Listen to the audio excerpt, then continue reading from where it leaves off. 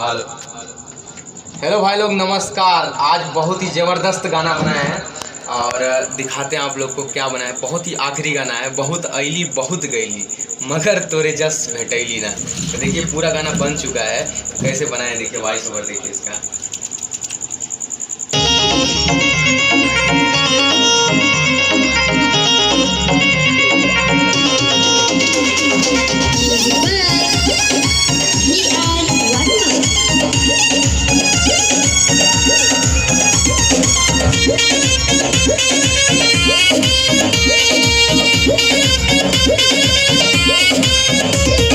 सबका से हट के बारू ये रनिया, तोहरे भीतर ना काऊबा, तोहरे भीतर ना काऊबा।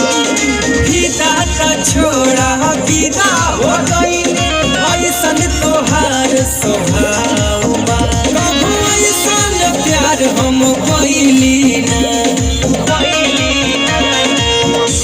बहुत गईली मगर तोर जस भेटैली ना। बहुत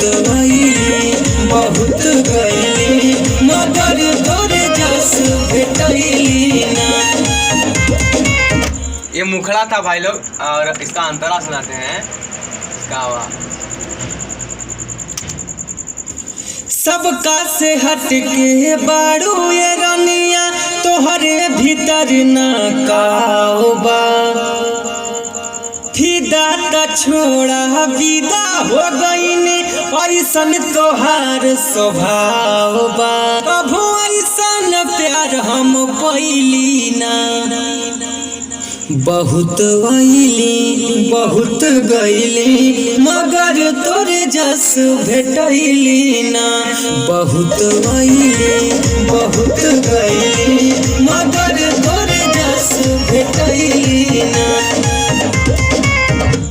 छोट बाटे फेस तोहर छोट बाटे नकिया, बड़ी जन मारेला नीली नीली अखिया, बड़ी जन मारेला नीली नीली अखिया। छोट बाटे फेस तोहर छोट बाटे नकिया, बड़ी जन मारेला नीली नीली अखिया।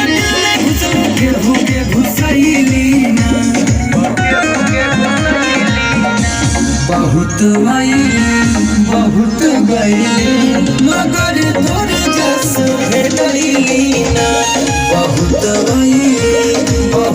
गईली मगर तोर जस भेटैली ना।